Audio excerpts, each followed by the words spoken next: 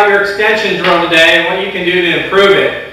And so one of the things I see in most golfers' extension drills, and that's what I'm seeing in yours, is the golfers are doing a fairly poor job of really levering that club with their wrist lever action and utilizing that leverage in the downswing, maintaining that leverage before they deliver that club through impact.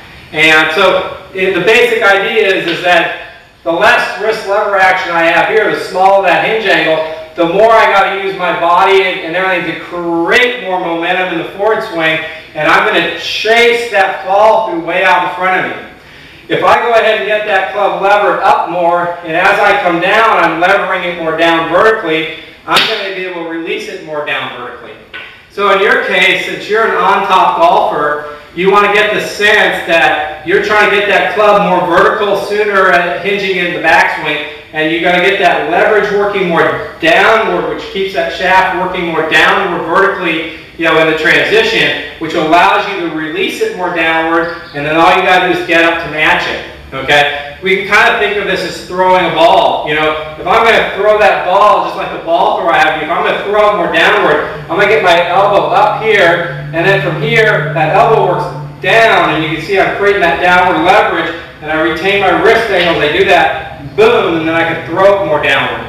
If I was going to throw it more outward, I'd be much more in this position, and my arm would come in this way.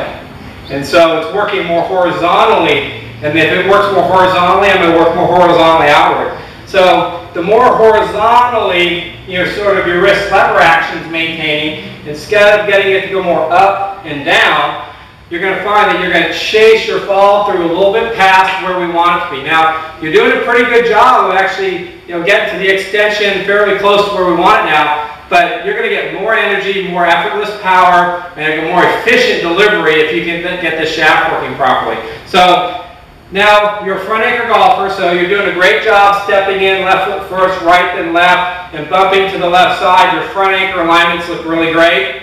Since you're an on-top golfer, we need that elbow to be working more backwards behind the seam line of the shirt in the backswing. So from this angle, it looks like this. Okay? Under golfers keep that elbow more in front during the takeaway, which is more this way. Side-on golfers move it right to the side. On-top golfers move it more back. So we need to get you moving that elbow a little bit more back.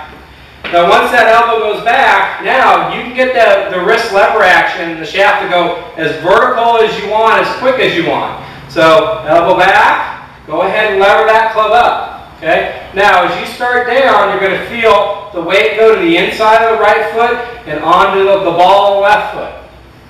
So as I do that, I'm going to bring this club down, trying to almost feel the sense that the shaft is going to come down vertically as my hands are coming down. So again, elbow back, up to the top. Feel those hands in the shaft come more down. Down as my weight goes inside my right foot and through to my left foot. Now from here, you've got it loaded. It's stored. You're ready to deliver it. All you have to do is go ahead and get up on your left side and unhinge your wrist. And look how much more vertically downward I've reached my full extension. So if I can get that extension for the delivery action coming down from the transition into that delivery action, boom, it's going to be much more easy to deliver that swing in a downward manner instead of having the sense that your hands are away from you and you're trying to chase it out there a little bit further. So here we go. Front anchor alignment. We got the elbow back. Lever it up. Feel that right elbow come down. Feel the hands come down. Hold that wrist lever action as you do that. Now from here, you're ready to deliver it down through that full extension. Okay, we're going to take a look at you performing the extension drill, and we'll talk about it. And then the next thing we're going to do is I've got some footage of me out on the driving range performing some of these shots so you can get a better idea of how to get this extension drill working more efficiently and more powerfully. As you look at your training swing, Manuel, notice how little you lever the wrist at the top of the backstroke, and then again that's going to help influence the chasing through past the full extension point that's only a couple feet past impact.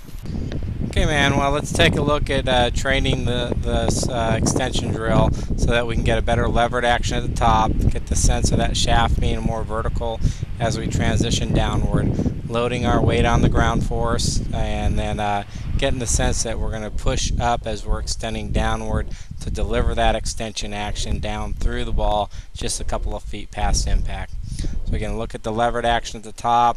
I retain that coming down. That shaft will be very vertical. Then boom, I go ahead and deliver it in a much more downward action as I try to get upward. Chase this a little bit past ideal, but still pretty good for that on top action.